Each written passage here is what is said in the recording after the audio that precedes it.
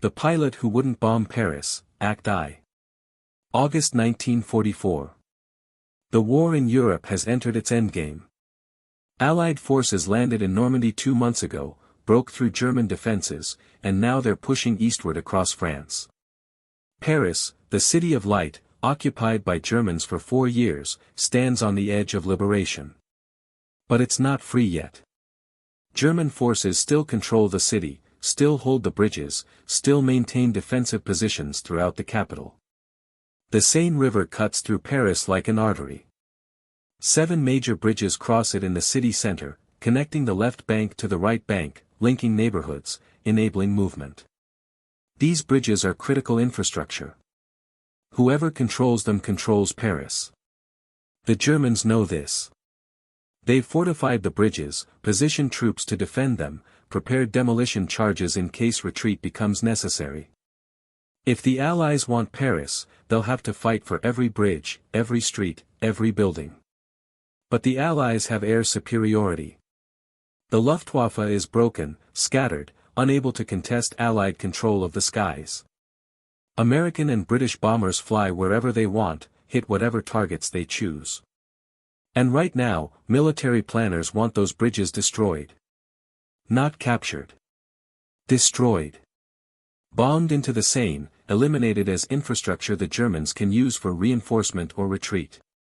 The logic is sound from a purely military perspective. Destroying the bridges traps German forces north of the river, prevents them from consolidating their defenses, speeds up Allied advance. It's efficient, effective, strategic. The fact that Paris is historically significant, culturally irreplaceable, architecturally priceless, none of that matters in military calculations. Bridges are targets. Targets get bombed. Simple. Captain James Reeves receives his orders on August 23, 1944. He's a B-17 pilot, 8th Air Force, based in England. 26 years old, Ohio-born, college-educated before the war interrupted his architecture studies. He's flown 42 combat missions over Germany and occupied France.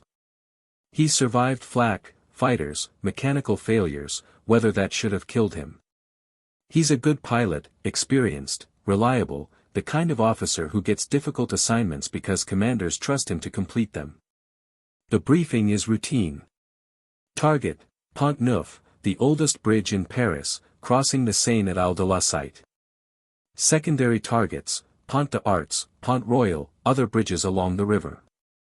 Mission objective, destroy the bridges, prevent German use, support Allied ground advance toward Paris. Expected opposition, minimal. German fighters are scarce, German flak is depleted, this should be a milk run compared to missions over Berlin or Hamburg. Reeves listens to the briefing, studies the maps, examines reconnaissance photos. Pont Neuf, built in 1607, 16 arches of stone spanning the river, connecting the left bank to the island to the right bank. One of Paris's most famous landmarks, painted by countless artists, photographed by millions of tourists, a symbol of the city itself. He's supposed to drop 2 tons of high explosive on it, turn 400 years of history into rubble. He doesn't question the orders.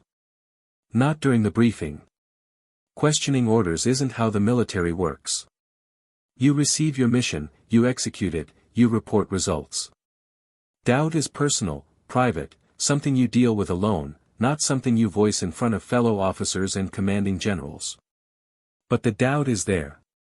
Reeves studied architecture. He knows what Pont Neuf represents, understands its historical and cultural significance.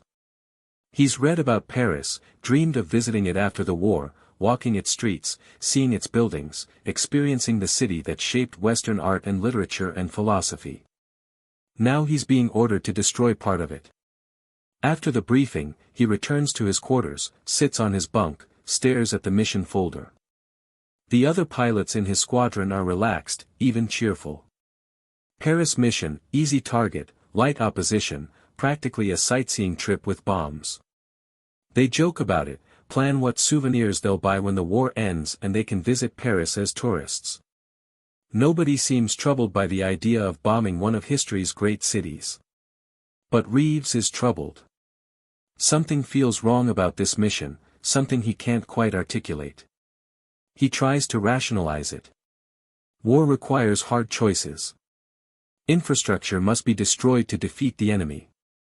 The bridges will be rebuilt after the war. Historic value doesn't exempt military targets from attack. These are all true statements, logically sound, militarily correct. Yet the doubt persists. He thinks about the reconnaissance photos, studies them more carefully than required. The photos show the bridges, yes. But they also show something else. People. Civilians. Refugees. The images are grainy, taken from high altitude, but you can see movement on the bridges, tiny figures crossing from one side of the river to the other. Parisians fleeing the fighting, trying to reach safer neighborhoods, evacuating ahead of the battle. This detail wasn't mentioned in the briefing. The intelligence officers focused on German military positions, bridge construction, optimal aim points for maximum structural damage. They didn't discuss civilians. Maybe they didn't notice the people in the photos. Maybe they noticed but didn't consider it relevant. Military targets are military targets. Collateral damage is unfortunate but inevitable. Reeves can't dismiss it so easily. Those tiny figures in the photographs are people. French people, Allied civilians, men, women, children trying to survive in a city that's become a battlefield. If he bombs those bridges when refugees are crossing, he's not hitting a military target. He's killing innocents, friendly civilians, people his country is supposedly liberating. He considers discussing his concerns with his commanding officer. But what would he say? "Sir, I have moral reservations about this mission." That sounds like cowardice, like finding excuses to avoid combat. "Sir, I'm worried about civilian casualties." Every mission involves civilian casualties. That's war. You can't fight a war without killing innocents. It's tragic but unavoidable. Except maybe it is avoidable. Maybe this particular mission, this particular target, maybe there's a choice here that doesn't exist in other situations. Bombing German factories means workers die. Bombing rail yards means civilians living nearby die. Those deaths are consequences of strategic necessity. But bombing bridges in Paris, when the city is days away from liberation anyway, when the Germans are already retreating, when the bridges will be in Allied hands within a week regardless, is that really necessary? Or is it just easier than the alternative? The alternative would be capturing the bridges intact. Sending ground forces to seize them, fighting building to building, accepting higher Allied casualties in exchange for preserving historic architecture. That's a harder choice, more dangerous for American soldiers, slower.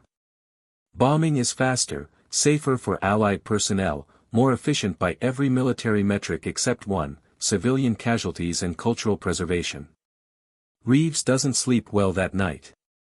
He lies awake, staring at the ceiling, wrestling with questions he's never had to confront before. He's dropped bombs on Germany dozens of times. He's destroyed factories, rail yards, power plants, military bases. He's seen his bombs explode, seen buildings collapse, seen fires spread. He's certainly killed people, though from 5 miles high you don't see individual deaths, don't watch people die, don't confront the human cost of what you're doing. But Paris is different. Maybe because it's a city he knows by reputation, a place he associates with beauty and culture rather than war and industry. Maybe because the war is almost over, victory is certain, and destroying irreplaceable landmarks in the final week seems pointless and cruel. Maybe because for the first time he's looking carefully at reconnaissance photos and seeing people, recognizing that his actions will directly kill specific individuals whose only crime is being in the wrong place. Morning comes too early. Reeves drags himself to breakfast, forces down food he doesn't taste, reports to the flight line. His crew is already there, preparing the B-17, running pre-flight checks, loading bombs. 2 tons of high explosive, enough to drop a bridge, enough to kill everyone on it. His bombardier, Lieutenant Tommy Chen, is excited about the mission. Chen is 23, San Francisco-born, trained as an engineer before the war. He's good at his job, precise, reliable, takes pride in accurate bombing. He talks enthusiastically about the challenge of hitting a bridge, the calculations required, the satisfaction of dropping a structure with surgical strikes rather than carpet bombing. Reeves listens without responding. Chen is focused on technical challenges, on the mechanics of destruction. He's not thinking about what's on the bridge, who might die, what will be lost. He's thinking about his job, about doing it well, about the professional satisfaction of successful execution. There's nothing wrong with that mindset. It's probably necessary. If you thought too much about consequences, you'd never be able to do this job. But Reeves is thinking about consequences now. He can't stop thinking about them. The crew boards the aircraft. 10 men, each with specific roles, each trained for this moment. Pilot, co-pilot, bombardier, navigator, radio operator, engineer, and 4 gunners. They've flown together for months, survived combat together, developed the trust and coordination that keeps crews alive in the air war. They're a team, a unit, brothers in arms. Engines start. For right cyclone radials roar to life, propellers spinning, the B-17 shaking with contained power. Reeves runs through startup procedures mechanically, his hands moving through familiar motions while his mind remains elsewhere. Around him, other bombers are starting up, forming a chorus of engine noise that drowns out thought. The tower gives clearance. Reeves releases brakes, advances throttles, and the flying fortress rolls forward. Down the runway, gaining speed, the tail lifts, and then they're airborne, climbing into grey English sky. Below, the base recedes, England spreads out in patches of green and brown, and ahead lies France, Paris, the mission. The flight across the channel is routine. Clear weather, no enemy fighters, bomber formation maintaining tight discipline. Reeves flies automatically, keeping position, following the lead aircraft, waiting for the moment when decisions will be required. Around him, crew members man their stations, watching for threats, testing equipment, preparing for combat. They cross into France over Normandy, over beaches still scarred by June's invasion, over countryside where armies fought and died just weeks ago. The land below shows war's wounds. Cratered fields, destroyed villages, burned forests, earth torn apart by artillery and bombs. This is what war looks like from above, abstract patterns of destruction, organized chaos spread across landscape. Paris appears ahead, a smudge on the horizon that gradually resolves into city. Reeves sees the Seine first, a silver ribbon winding through urban landscape. Then buildings, streets, the unmistakable shape of a great city. Even from altitude, even scarred by occupation, Paris is recognizable, distinctive, beautiful in ways that make what he's about to do feel like vandalism. The formation approaches the target area. Lead bomber begins its bomb run, following prescribed route, lining up on Pont Neuf. Reeves follows, maintaining position, his B-17 steady despite turbulence and his own inner turmoil. In the nose, Chen is hunched over his bomb sight, calculating, adjusting, preparing for the release that will send 2 tons of explosives toward the bridge below. And then Reeves sees them. The people. Not abstract figures in reconnaissance photos. Actual people, visible even from this altitude, hundreds of them crossing the bridge. Refugees with carts and bundles, families fleeing, civilians trapped in a combat zone trying to reach safety. They're packed densely on the bridge, moving slowly, nowhere to run, nowhere to hide if bombs start falling. Lead bomber releases. Bombs fall away, dark shapes tumbling toward earth, toward bridge, toward people. Reeves watches, mesmerized and horrified, as the bombs descend. They seem to fall slowly, though physics says they're accelerating at 9.8 meters per second squared, reaching terminal velocity, delivering massive kinetic energy to whatever they hit. The bombs miss.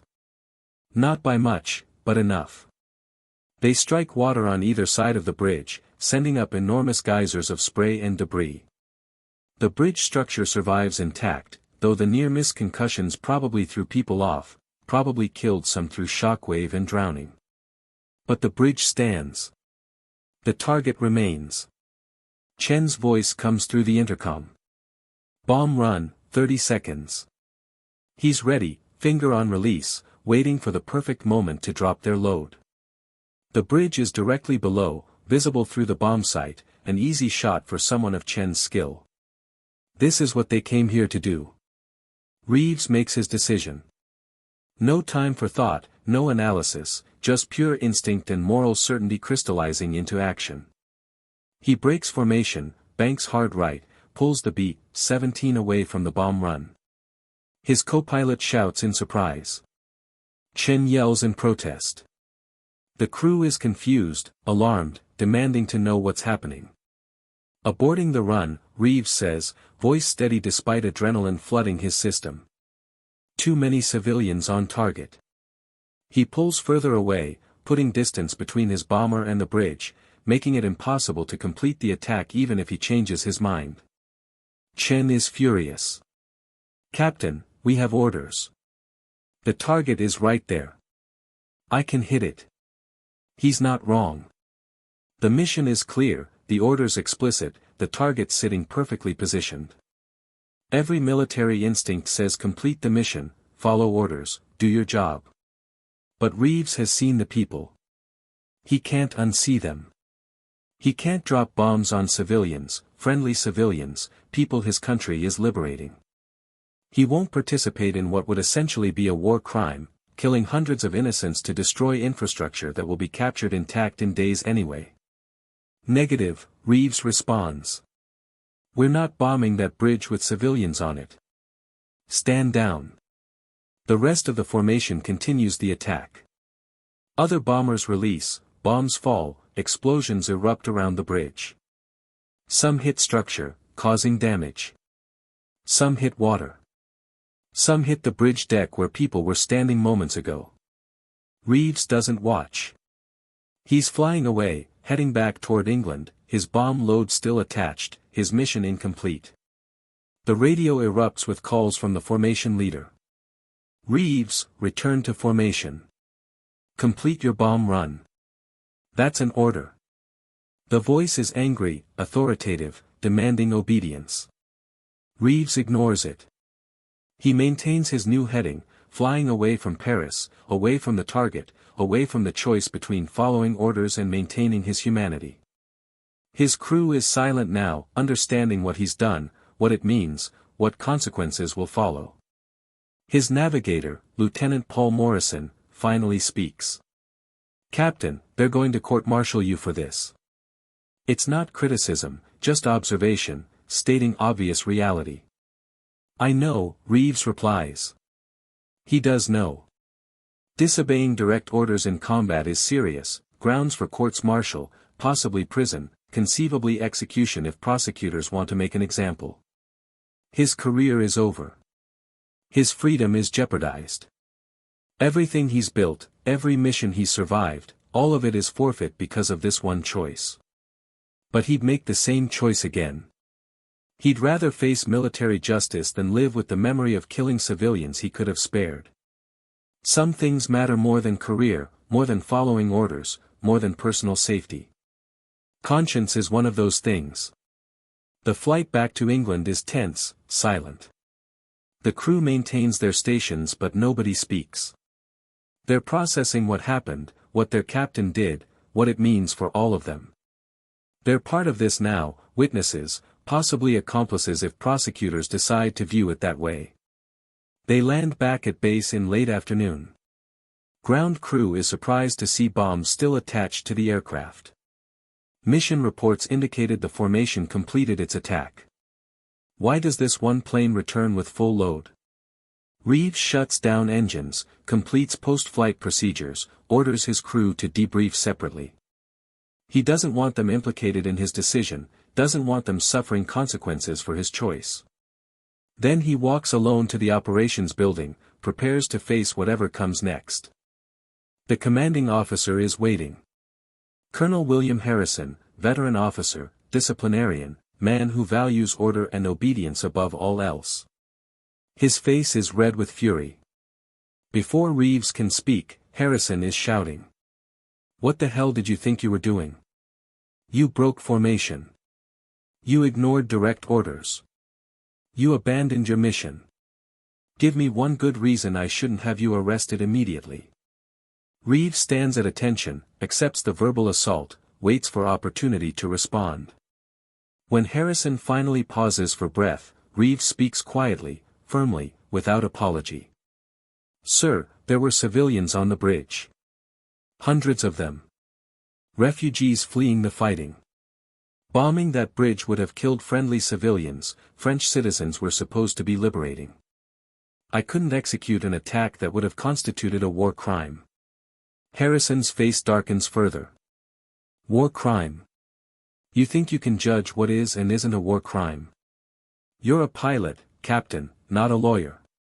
Your job is to follow orders, hit assigned targets, support the ground advance. You don't get to decide which orders you'll follow based on personal feelings. With respect, sir, I'm a commissioned officer. I took an oath to follow lawful orders. Bombing civilians isn't lawful. It's murder. I won't commit murder, regardless of orders." The argument continues, escalates, becomes heated. Harrison threatens court-martial, prosecution, prison. Reeves accepts all of it, doesn't defend himself, doesn't make excuses. He did what he believed was right. He'll face consequences without complaint. But then something unexpected happens. A knock on the door interrupts the confrontation. A colonel from intelligence enters, holding a classified message. He reads it, face grave, then looks at Reeves. "Captain, you may have made the right call. We just received word from Free French forces in Paris. The bridges are critical to civilian evacuation. Thousands of refugees are using them to flee combat zones. French command requested we delay bridge bombing until evacuation is complete. The message didn't reach us before the mission launched." Harrison falls silent, his anger deflating into something more complex. Relief that his pilot wasn't simply being insubordinate. Embarrassment that orders were issued without complete intelligence. Concern about what almost happened, what would have happened if Reeves had followed orders. Reeves feels vindication but no satisfaction. He was right to abort the mission, but only by accident, by coincidence, by luck of timing. If that intelligence message had arrived 6 hours earlier, the orders would have been different. If it had arrived 6 hours later, he'd be facing court-martial now. The moral calculus remains unchanged. He refused to kill civilians, and apparently that refusal aligned with broader strategic objectives he hadn't known about. Harrison dismisses him curtly, saying there will be further discussion, decisions about what happens next, but for now Reeves is confined to base. He returns to his quarters, exhausted physically and emotionally, uncertain what the future holds. His crew visits that evening. They don't say much, just sit with him, their presence expressing solidarity. Chen, the bombardier who protested the abort, shakes his hand silently. Morrison, the navigator who predicted court-martial, claps him on shoulder. They're with him, whatever comes next. The moral calculus remains unchanged. He refused to kill civilians, and apparently that refusal aligned with broader strategic objectives he hadn't known about. The pilot who wouldn't bomb Paris, Act 2. August 24, 1944. Dawn breaks over the English airbase, grey light filtering through barracks windows. Reeves hasn't slept. He spent the night replaying yesterday's events, examining his decision from every angle, preparing mentally for whatever consequences await. The confined to base order means he's essentially under house arrest, waiting for military justice to determine his fate. Around him, the base wakes up. Other crews prepare for morning missions, engines roar to life on the flight line, the daily rhythm of war continues. But Reeves isn't part of it. He's suspended, isolated, an officer who broke the fundamental rule of military service, absolute obedience to orders. A messenger arrives mid-morning. Captain Reeves is summoned to headquarters, immediately. He dresses in his cleanest uniform, pins his decorations carefully, presents himself as the professional officer he's trained to be. Whatever judgment comes, he'll face it with dignity. The headquarters building is buzzing with unusual activity. Staff officers hurry through corridors, clerks carry folders marked urgent, phones ring constantly. Something significant is happening, though Reeves can't determine what. He's directed to a conference room, told to wait. He waits for nearly an hour, sitting alone, watching shadows move across walls as sun climbs higher. Finally, the door opens. Colonel Harrison enters, followed by two other officers Reeves doesn't recognize. One wears the insignia of military intelligence, the other represents the Judge Advocate General's office, Military Legal Corps. This is it, then. The formal process is beginning. Harrison speaks first, his tone neutral, professional, stripped of yesterday's anger. Captain Reeves, we've spent the last 18 hours reviewing your actions, consulting with higher command, and gathering additional intelligence about the situation in Paris. What I'm about to tell you is classified. You will not discuss it with anyone outside this room. Understood? Yes, sir. The Free French forces have been conducting covert operations in Paris for weeks, preparing for liberation. They've been coordinating civilian evacuations, establishing safe routes out of combat zones, trying to minimize casualties when the fighting reaches the city. The bridges across the Seine are critical to these evacuation routes. Thousands of civilians, tens of thousands, are using them to reach safety. Reeves listens, understanding dawning. The intelligence message that arrived yesterday wasn't random or coincidental. It was part of larger operations he knew nothing about. Harrison continues. Our mission planners didn't have complete information when they designated those bridges as targets. The coordination between French resistance and Allied command has been, shall we say, imperfect. Communications are difficult, priorities sometimes conflict, mistakes happen. Yesterday's bombing mission was one of those mistakes. The intelligence officer takes over. Captain, if you had completed your bomb run as ordered, if the formation had successfully destroyed Pont Neuf and the other bridges, casualty estimates suggest between 2,000 and 5,000 civilian deaths. French civilians, Allied citizens, people we're ostensibly liberating. The political and moral consequences would have been catastrophic. 5,000 deaths. The number hangs in the air, heavy, terrible. Reeves feels simultaneously vindicated and horrified. He was right to abort, but the margin of error was so thin, the potential tragedy so enormous. 5,000 people alive because he looked at reconnaissance photos carefully enough to see them, because he trusted his conscience over orders. The legal officer speaks now. From a military justice perspective, you violated direct orders, broke formation during combat operations, and failed to complete your assigned mission. These are serious charges, typically grounds for court-martial.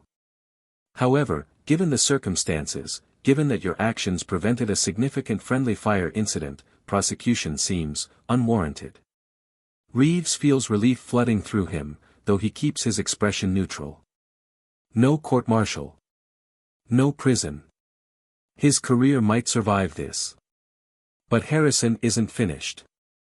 Don't mistake this for approval, Captain. You got lucky. You made an unauthorized decision that happened to align with information you didn't possess. If the intelligence had been different, if those bridges weren't evacuation routes, you'd be facing very different consequences right now. Military discipline exists for reasons. Orders must be followed, even when individuals disagree with them. That's fundamental to organized warfare. I understand, sir.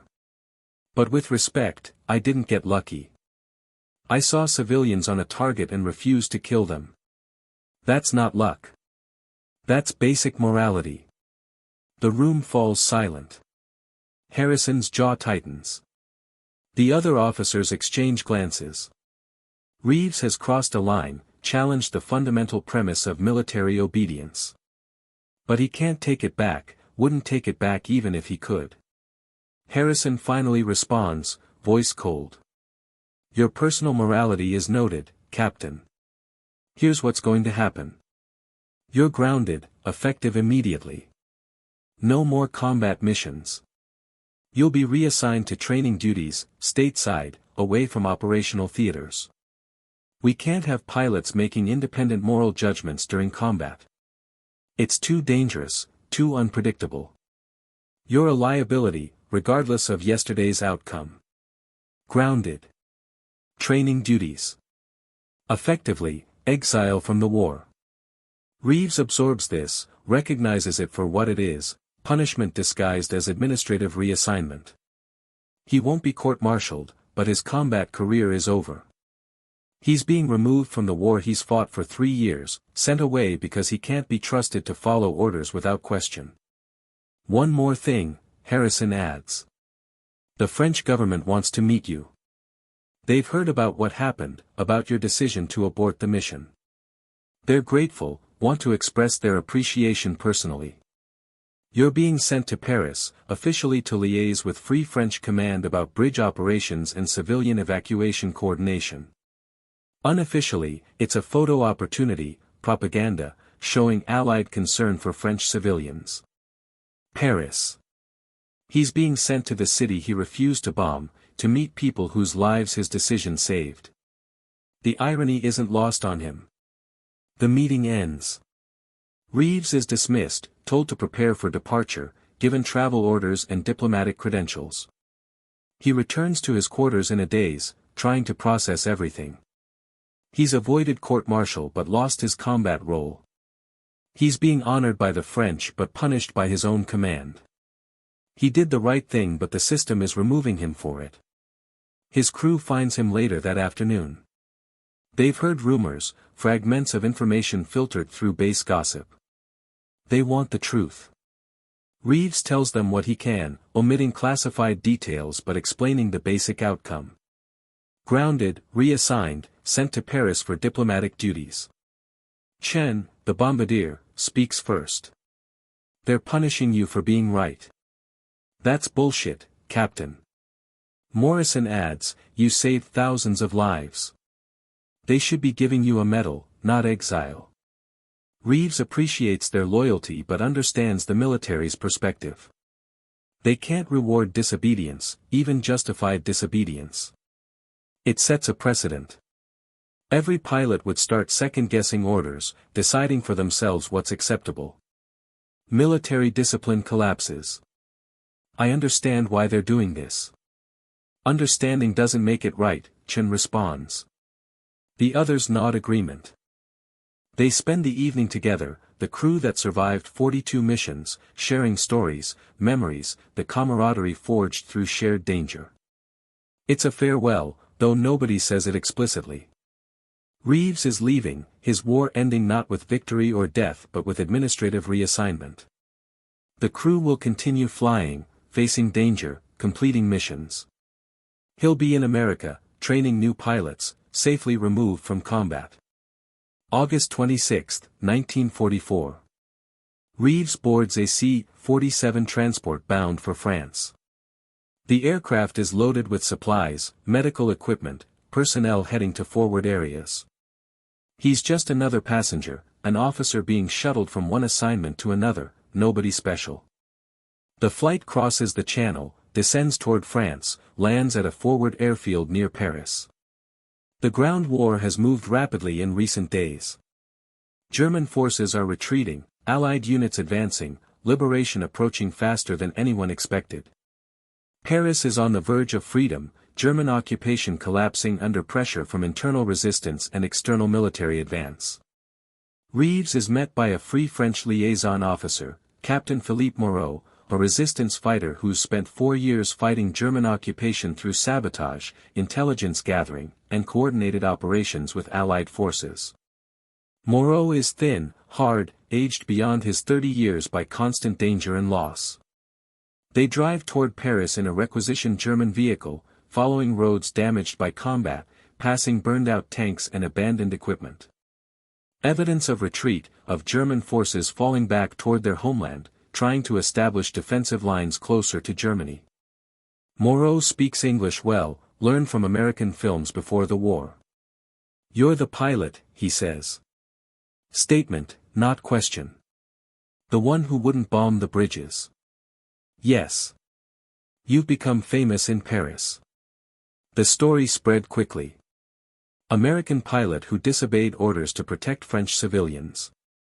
People are calling you a hero. Reeves feels uncomfortable with the label. I just didn't want to kill innocent people. That's not heroism, that's basic humanity. In war, basic humanity is often heroic. Rare, at least. Many would have followed orders, completed the mission, justified it as military necessity. You chose differently. That choice saved lives, my countrymen's lives. We're grateful. They approach Paris from the west, entering through suburbs gradually transitioning from combat zones to liberated territory. Free French forces control some areas, German forces hold others, fighting continues street by street. But the outcome isn't in doubt. Paris will be free, soon. Days, maybe hours. The bridges are visible as they drive along the Seine. Pont Neuf stands intact, exactly as it appeared in reconnaissance photos, ancient stone arches spanning water. But now Reeves sees it from ground level, sees it properly. The bridge is crowded with people, refugees carrying possessions, families pushing carts, elderly struggling with bundles. The evacuation continues, civilians fleeing combat, seeking safety in liberated zones. Moreau notices Reeves staring. They've been crossing for days, he explains. We organized the evacuation routes, coordinated timing, tried to predict German movements. But it's chaos, really. War is always chaos. People go where they think they'll be safe, follow rumors, trust luck. Many have nowhere to go, no family outside Paris, no resources. They're just moving, hoping to survive. How many? We estimate 50,000 have crossed these bridges in the past week. More are coming. If the bridges had been destroyed, they'd be trapped in combat zones, caught between Allied advance and German retreat. Casualties would be catastrophic. 50,000. More than Reeves imagined, more than intelligence estimates suggested. His decision, his refusal to follow orders, it saved all of them. The weight of that realization is overwhelming. They arrive at Free French headquarters, a commandeered building near the Trocadero. Inside, organized chaos. Officers planning operations, resistance fighters coordinating with regular military units, civilians providing intelligence about German positions. The liberation of Paris is being orchestrated here, improvised and planned simultaneously. Reeves is introduced to French commanders, men who've fought for years to reach this moment. They greet him warmly, shake his hand, thank him repeatedly. Their gratitude is genuine, deeply felt. He's embarrassed by the attention, uncomfortable with praise for doing what seemed obviously necessary. General Philippe Leclerc, commander of the Free French 2nd Armored Division, meets with Reeves privately. Leclerc is legendary, a resistance leader who escaped France in 1940, rallied forces in French Africa, and now leads the military units liberating his homeland. He's exhausted, driven, focused entirely on the immediate goal, freeing Paris. Captain Reeves, Leclerc begins, speaking through a translator, what you did requires courage of a particular kind. Not physical courage, combat bravery. Moral courage. The willingness to stand alone, to disobey, to accept personal cost for principle. That's rare in soldiers, rare in anyone. We are in your debt. General, I appreciate your words, but I only did what anyone should do. I couldn't bomb civilians. That's not complicated morality, that's basic decency. Leclerc smiles slightly. You say that as if basic decency is common. It isn't. War destroys decency, grinds it away under necessity and expedience. Men do terrible things and justify them as duty. You refused. That matters. They discussed the situation in Paris, the evacuation operations, the coordination challenges. Reeves learns about the broader effort, the planning that went into civilian protection, the risks resistance fighters took to guide refugees to safety. His aborted bomb run was just one moment in a larger campaign to minimize civilian casualties during liberation. "We'll remember this," Leclerc says. "When Paris is free, when France rebuilds, we'll remember that an American pilot chose French lives over military orders. That will matter in the peace to come." The meeting ends. Reeves is given quarters, a small room in the headquarters building, told to rest. Tomorrow, he'll participate in a ceremony, meet with French officials, possibly address the press. The propaganda value of his story is being exploited, carefully, to strengthen Franco-American relations. But that night, Reeves doesn't rest. He can't. He walks through Paris streets, observing the city he saved from bombing, seeing what those reconnaissance photos couldn't show. Architecture spanning centuries, neighborhoods shaped by generations, culture embodied in stone and iron. The city is scarred by occupation, damaged by combat, but fundamentally intact. Its soul survives. He walks to Pont Neuf, stands on the bridge he refused to destroy, watches refugees still crossing, moving toward uncertain futures. They don't know who he is, don't recognize him as the pilot who saved them. They're focused on survival, on the next step, the next decision, the next day. An elderly woman struggles with a heavy bag. Reeves helps her, carries it across the bridge, sets it down gently on the far side. She thanks him in French he doesn't understand, pats his arm gently, shuffles away. Such a small gesture, helping one person carry one bag. But it feels more meaningful than any military mission he's flown. This is what he saved. Not strategic infrastructure, not military objectives. People.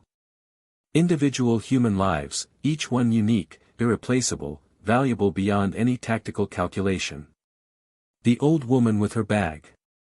The families pushing carts. The children clutching parents' hands. Real people with names and histories and hopes. He returns to headquarters near midnight, exhausted, emotionally drained. Sleep comes finally, deep and dreamless. August 25, 1944. The day Paris is liberated. Free French and American forces enter the city, German forces surrender or retreat, the occupation ends. Celebrations erupt throughout Paris, spontaneous, joyous, overwhelming. People flood the streets, waving flags, singing, crying, embracing soldiers. For years of occupation, of suffering, of resistance, finally ended. Reeves watches from headquarters, observing history unfolding, feeling simultaneously part of it and separate from it. He contributed in a small way, saved one piece of this city from destruction. But the real heroes are the resistance fighters who endured occupation, the civilians who survived and maintained hope, the soldiers who fought to reach this moment. The ceremony happens in the afternoon, on the Isle de la Cite, near the bridge Reeves refused to bomb. French officials, military commanders, journalists, civilians, all gathered. Leclerc makes a speech about liberation, about Franco-American alliance, about courage in various forms. Then he calls Reeves forward, presents him with a medal, the Croix de Guerre, France's military decoration for bravery. Reeves accepts it, stands awkwardly while cameras flash, tries to smile appropriately. He's not comfortable with this attention, with being celebrated for what felt like simple moral necessity. But he understands the political importance, the symbolism being constructed. After the ceremony, civilians approach him. They've heard the story, know he's the pilot who wouldn't bomb the bridges. They thank him, some crying, some just gripping his hand silently. A young mother holds up her child, wants Reeves to see the baby whose life he saved. An old man embraces him, whispers, "Merci," repeatedly. These encounters are overwhelming, humbling. He didn't save abstract numbers. He saved specific people, these people standing before him, thanking him, showing him what his choice meant. It's profoundly moving and profoundly uncomfortable simultaneously. Evening falls. Paris celebrates into the night, lights that were forbidden during occupation now blazing, music playing, people dancing in streets. Liberation has arrived. The nightmare has ended. Hope has returned. Reeves finds a quiet cafe, orders wine, watches the celebration from a distance. Moreau joins him, sits without invitation, orders his own drink. "How do you feel?" Moreau asks. "Honestly? I don't know. Relieved, I suppose. Glad I made the choice I did. But also, troubled. I'm being celebrated for basic morality while people who showed real courage, resistance fighters who risked everything for years, they're not getting this attention. Different kinds of courage require different recognition. The resistance fighters know what they did, don't need medals. But your story, it has power. It shows that individuals can make moral choices even within military systems. That matters, especially now, as the world learns about what happened during this war. The camps, the genocide, the atrocities committed under the excuse of following orders. Your choice demonstrates that orders aren't absolute, that conscience matters, that individuals are responsible for their actions. Reeves considers this. He hasn't thought about his decision in those terms, as part of larger moral questions about duty and responsibility. He was just trying not to kill civilians. But Moreau is right that it connects to broader issues, especially as the full scope of Nazi crimes becomes clear. What happens now? Moreau asks. For you, I mean. I'm being sent back to America. Training duties. No more combat missions. They're punishing you. They're protecting themselves. Can't have pilots making independent decisions during combat. Military discipline requires obedience. And you accept that? Reeves shrugs. I accept that my war is over. I did what I came to do. Fought fascism, contributed to victory, served with honor. The specific assignment doesn't matter. What matters is that we won, that Europe is being liberated, that decent people can build decent societies again. They sit in silence, drinking wine, watching Paris celebrate freedom. Tomorrow, Reeves will leave, return to England briefly before shipping back to America. His European war is ending. But the memories will remain, the weight of decisions made, the knowledge of lives saved and lost, the understanding that individual choices matter even in the vast machinery of war. The Pilot Who Wouldn't Bomb Paris, Act 3. September 1944. Reeves ships back to America on a crowded transport, packed with wounded soldiers, exhausted officers, men rotating home after months or years overseas. The voyage across the Atlantic takes 8 days, 8 days of gray ocean, cramped quarters, endless time to think. He stands at the rail for hours, watching waves, replaying the past 3 years, trying to understand what it all meant. The transport docks in New York. The city explodes with noise and life after the muted, damaged cities of wartime Europe. Skyscrapers reach toward autumn sky, untouched by bombs, gleaming with prosperity. People crowd the streets, well-fed, fashionably dressed, going about ordinary lives undisturbed by war. The contrast is jarring, almost offensive. Half the world is burning and America looks like a party that never ends. Reeves receives his new assignment.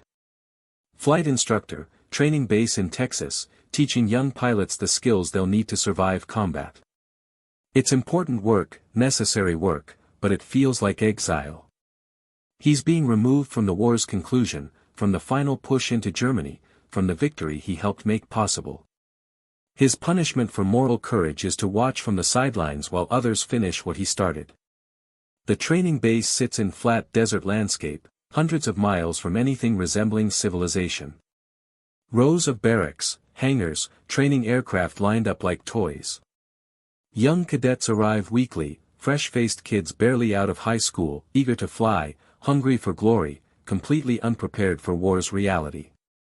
Reeves's job is to prepare them, to teach them not just flying skills but survival instincts, combat awareness, the countless small decisions that mean the difference between life and death. He teaches them technical skills first. Navigation, formation flying, emergency procedures, bombing runs. The mechanics of aerial warfare, the professional competence required to operate complex machines under stress. His students are capable, enthusiastic, quick learners. They master the technical requirements rapidly, eager to prove themselves ready for combat. But Reeves knows technical skill isn't enough. He's seen brilliant pilots die because they lacked judgment, made poor decisions under pressure, followed bad orders without question. So he teaches them something else, something not in the official curriculum. He teaches them to think, to question, to recognize that they're moral agents responsible for their actions regardless of orders or military hierarchy. He tells them about Paris. Not the official version, not the propaganda story of the heroic pilot honored by grateful French. The real story. The reconnaissance photos showing civilians on the bridge. The orders to bomb despite those civilians. The choice to disobey, to accept personal consequences rather than kill innocents. The aftermath, the validation and punishment, the complexity of doing right in a system built on obedience. Some students understand immediately, grasp the moral dimension of what he's teaching. Others are confused, troubled by the suggestion that orders might be disobeyed, that individual judgment might supersede military discipline. A few are openly hostile, accusing him of undermining military effectiveness, of teaching cowardice disguised as morality. Reeves doesn't argue with them. He presents the situation, describes his reasoning, explains the consequences. Then he lets them wrestle with it themselves, form their own conclusions, develop their own moral frameworks. He can't make them into ethical warriors. He can only plant seeds, offer examples, hope that when they face similar choices they'll remember these conversations. Winter arrives. Cold desert nights, endless training flights, weekly graduation ceremonies as classes complete training and ship overseas. The war continues without Reeves. Allied forces push into Germany, Soviet armies advance from the east, the Nazi regime collapses under overwhelming pressure. Victory approaches, inevitable now, just a matter of time and casualties. Letters arrive from his former crew. They're still flying missions, still facing danger, still losing friends. Morrison writes about a mission over Berlin where flak killed their tail gunner, a kid named Rodriguez who joined the crew just 3 weeks earlier. Chin describes crash landing in Belgium after their bomber took catastrophic damage, the crew surviving by luck and skill in roughly equal measure. They miss flying with Reeves, miss his leadership, but they understand why he's not there. They don't blame him for the choice he made. Other letters come from France. Moreau writes occasionally, describing Paris's reconstruction, the challenges of rebuilding government and society after occupation. He mentions that the bridges are being repaired, damaged sections replaced, the city's infrastructure gradually restored. He always includes a line about how many people still use Pont Neuf daily, still cross the bridge that would have been rubble if Reeves had followed orders. The number is never exact, always approximate, but the message is clear. Thousands of lives, daily, crossing infrastructure that exists because one pilot said no. Leclerc writes once, a formal letter on official stationery, informing Reeves that he's been granted honorary French citizenship, a rare honor bestowed on foreigners who've rendered exceptional service to France. The letter explains the legal implications, the rights and responsibilities, but what strikes Reeves most is the closing paragraph. Leclerc writes that France remembers its friends, remembers those who chose French lives over military convenience, remembers that morality and duty sometimes diverge and that true courage means choosing morality despite cost. Spring 1945. Germany surrenders. The European war ends. Celebrations erupt across America, wild jubilation, parades and parties and grateful recognition that the nightmare is finally over. Reeves celebrates with his students, drinks toasts to victory, acknowledges the triumph. But he feels disconnected from the celebration, separated from it by his knowledge of what victory cost, what was lost and destroyed and compromised in the process of winning. The training base continues operating. Japan still fights, the Pacific War continues, pilots are still needed.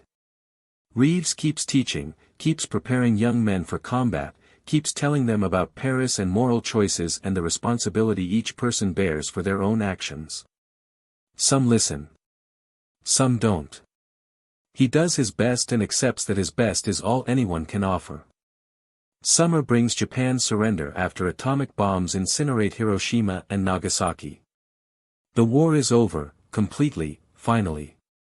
No more enemies to fight, no more missions to fly, no more young men dying in machines thousands of feet above Earth. Peace arrives like an unfamiliar guest, welcome but strange, requiring adjustment and understanding. The military begins demobilizing rapidly. Millions of soldiers are no longer needed, must be returned to civilian life, reintegrated into peacetime society. Reeves receives his discharge papers, his service formally concluded, his war officially ended. He's a civilian again after 5 years in uniform, free to return to the life interrupted by Pearl Harbor and duty. He goes home to Ohio, to the small town he left in 1940, to family he hasn't seen in years. His parents are older, worn by worry, grateful he survived when so many didn't. His younger brother served in the infantry, fought through France and Germany, came home with wounds and nightmares and guilt about things he won't discuss. The family reunion is joyful and sad simultaneously, celebrating survival while mourning what was lost and changed. Reeves tries to resume his pre-war life. He returns to university, completes his interrupted architecture degree, starts working for a firm designing buildings in the post-war construction boom. America is building furiously, suburbs and highways and commercial developments, physical manifestation of victory's prosperity. His skills are valued, his work is steady, his life is comfortable and secure. But he can't forget. He can't stop thinking about Paris, about the bridge he didn't bomb, about the choice he made and its consequences. He dreams about it regularly, vivid dreams where he's back in the B-17, approaching the target, seeing people on the bridge, making the decision again and again. Sometimes in the dreams he follows orders, drops the bombs, watches the bridge collapse with people still on it. He wakes from those dreams gasping, sweating, overwhelmed by guilt for murders he didn't actually commit. His architecture work becomes focused on bridges. He designs them obsessively, studies their engineering and aesthetics, understands them as connections between separated spaces, as infrastructure enabling movement and commerce and human interaction. Every bridge he designs is built with people in mind, with consideration for who will cross it and why, with recognition that bridges serve human purposes beyond mere structural function. Years pass. The war recedes into history, remembered but no longer immediate, transformed from lived experience into narrative and memorial. Reeves marries, has children, builds the ordinary life that survival makes possible. He's successful professionally, respected in his community, known as a veteran who served honorably. Most people don't know about Paris, about the choice he made, about the career it cost him. It's not something he discusses casually. But occasionally someone learns the story, finds it in archives or through connections to people who were there, and contacts him wanting to know more. Historians researching the liberation of Paris. French citizens whose parents or grandparents crossed Pont Neuf in August 1944. Ethics professors using his story as case study in moral courage and military obedience. He tells them what he remembers, answers their questions, tries to explain decisions that seem either obvious or impossible depending on perspective. In 1964, 20 years after the liberation, he receives an invitation from Paris. The city is commemorating the anniversary, honoring those who contributed to its freedom. Reeves is specifically invited, personally requested by officials who remember or have learned about the bridge incident. He hesitates, uncertain whether he wants to return, whether revisiting those memories serves any purpose. But his wife encourages him to go, recognizes that he needs closure, needs to see what his choice meant in the long term. They travel to Paris together in autumn. The city has been rebuilt, war damage repaired, occupation scars mostly healed. It's beautiful, vibrant, thoroughly alive. They walk along the Seine, cross the bridges Reeves studied in reconnaissance photos 20 years earlier. Pont Neuf stands exactly as it did centuries ago, stone arches spanning water, connecting both banks, serving the endless human traffic of a major city. The anniversary ceremony is held on the Isle de la Cité, in the shadow of Notre Dame. French officials speak about liberation, about resistance, about the alliance that defeated fascism. Then they call Reeves forward again, just as they did in 1944, and present him with another decoration. This time it's the Légion d'honneur, France's highest order of merit, recognizing exceptional service to the nation. The crowd applauds. Thousands of Parisians gathered for the ceremony, most of them too young to remember the occupation, celebrating freedom they've known their entire lives. But some older people are present, men and women who lived through the occupation, who remember the fear and hunger and constant threat. They applaud loudest, understanding in ways their children can't what liberation meant, what it cost, what was saved and preserved. After the ceremony, people approach Reeves wanting to speak with him, to thank him, to tell him what his choice meant. An elderly man explains that he crossed Pont Neuf on August 23, 1944, fleeing combat with his young family, and later learned that American bombers had attacked the bridge that same day. He understood, eventually, that someone had chosen not to kill him, had seen him and people like him and decided their lives mattered more than orders. He wanted to say thank you, 20 years late but deeply sincere. A middle-aged woman introduces herself as the daughter of the old woman Reeves helped carry her bag across the bridge the night before liberation. Her mother died years ago but often told the story about the American soldier who helped her, who carried her possessions when she could barely walk. She never knew his name, never imagined he was someone significant. Learning that the helpful soldier was the pilot who saved the bridge, it completes the story somehow, demonstrates that individual kindness and large moral choices can be the same person, the same moment. These conversations continue for hours. Person after person, each with a connection to that day, that bridge, that choice. Some crossed the bridge themselves. Others had family members who did. Some are historians or students studying the liberation. All of them want to express gratitude, to acknowledge that his decision mattered, that lives were saved, that morality prevailed despite institutional pressure toward obedience. Reeves is overwhelmed by it. He made one choice in one moment 20 years ago and it rippled forward through time, affecting thousands of lives in ways he never fully understood. These people standing before him, their children, their futures, all of it exists partly because he looked at reconnaissance photos carefully enough to see human beings and cared enough to save them. That evening, he and his wife walk along the Seine as sunset turns the river golden. They stop on Pont Neuf, stand in the middle of the bridge, watch boats pass underneath and pedestrians flow around them. The bridge is ordinary infrastructure serving ordinary purposes, people crossing to reach destinations, going about their lives, unaware of the history beneath their feet. His wife takes his hand, squeezes gently. She understands what this means to him, why they needed to come, why facing this past was necessary. She doesn't say anything. Sometimes silence is the most eloquent response. Reeves thinks about the choice he made, the consequences that followed, the decades of reflection and doubt and eventual understanding. He thinks about his students in Texas, the lessons he tried to teach about moral responsibility within military systems. He thinks about letters from France, from people whose lives intersected with his for one crucial moment. He thinks about bridges, physical and metaphorical, connections spanning divides, enabling movement and growth and continued existence. The war taught him many things. How to fly, how to survive, how to endure suffering and fear and loss. But the most important lesson came from refusing orders, from choosing conscience over obedience, from accepting that individuals bear moral responsibility for their actions regardless of institutional pressure or authorities' demands. That lesson shaped everything that followed, his career, his values, his understanding of what it means to live with integrity. They returned to America a week later. Life continues.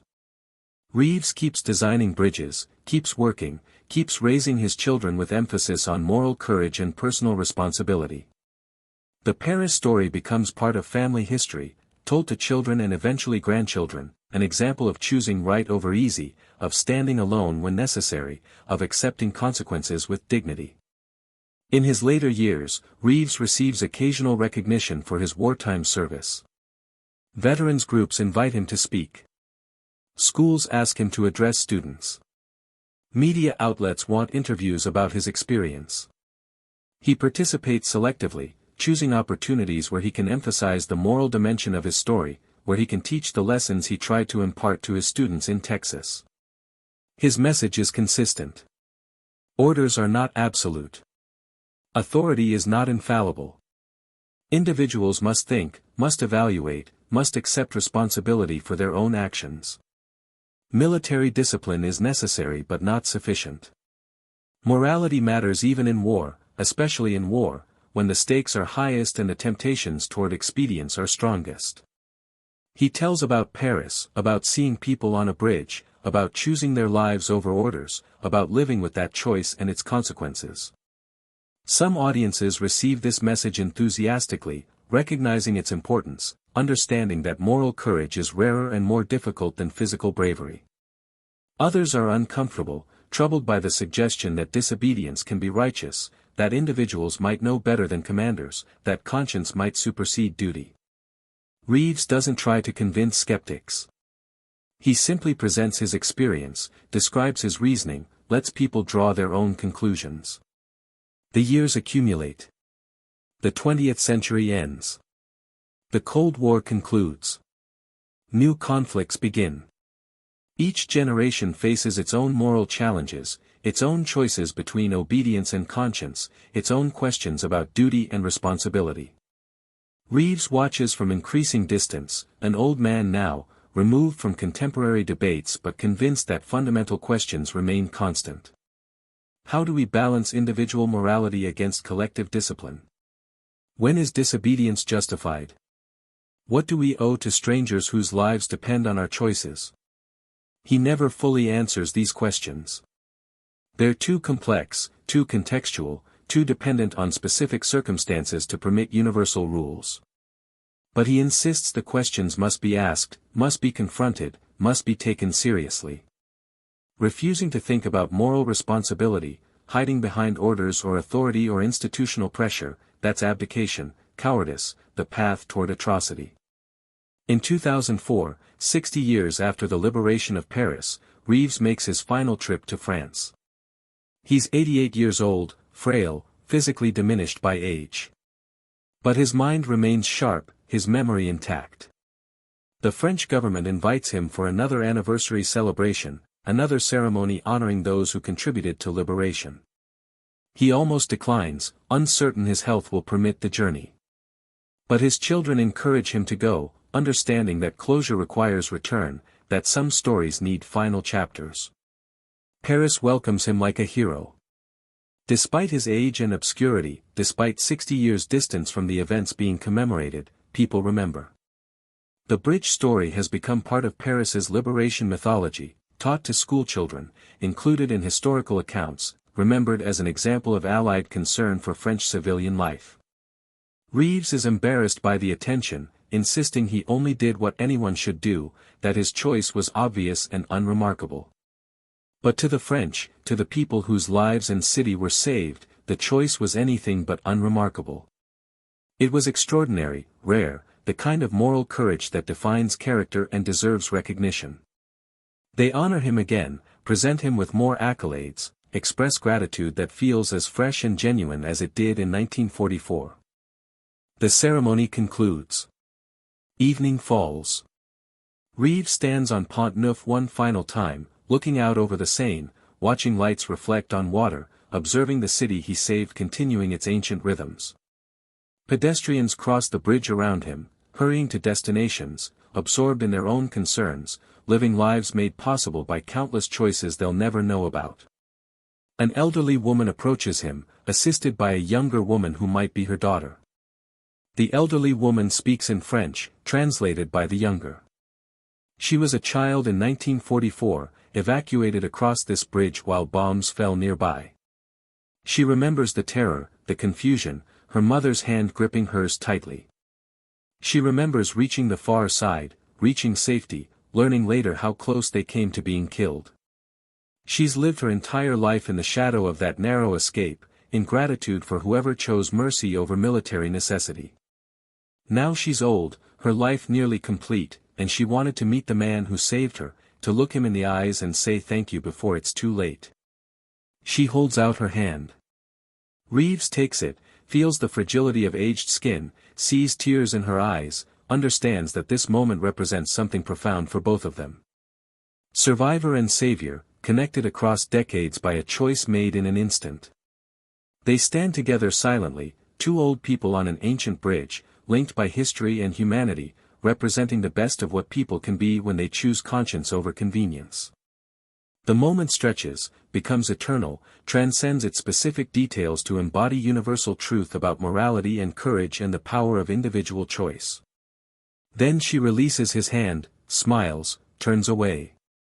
The younger woman guides her carefully off the bridge, into the Paris evening, into whatever future remains.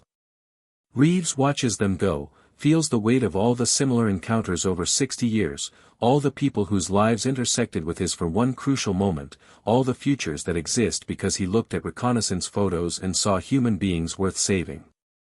He dies 3 months later, peacefully, at home, surrounded by family. The obituaries mention his military service, his post-war career, his awards and recognition. Some mention Paris, the bridge he didn't bomb, the choice that defined his life. Others focus on his architecture work, his designs still standing and serving communities, physical manifestations of his belief that infrastructure exists to serve human needs. France sends a delegation to his funeral. Military officers, diplomatic officials, representatives of the city of Paris. They present his family with a final decoration, posthumous recognition of his contribution to Franco-American friendship. They explain that Paris remembers, will always remember, that one American pilot chose French lives over military orders and in doing so demonstrated the values that made Allied victory meaningful. His grave is simple, a modest stone in a small-town cemetery, listing his name, his dates, his military service. But in Paris, on Pont Neuf, a small plaque is installed later that year. It doesn't name Reeves specifically, doesn't tell the full story. It simply notes that in August 1944, this bridge was spared from bombing through the moral courage of an American pilot who recognized that some things transcend military necessity. The plaque directs readers to preserve and protect the bridge, to remember those who saved it, to understand that infrastructure serves humanity and humanity deserves protection even in war. People crossing the bridge rarely notice the plaque. It's small, discreet, easily overlooked amid the visual noise of a major city. But occasionally someone stops, reads it, pauses to consider its meaning. They think about moral choices, about individual courage, about the difference one person can make. Then they continue across the bridge, going about their lives, carrying forward the legacy of a moment 60 years past when one pilot said no and changed everything.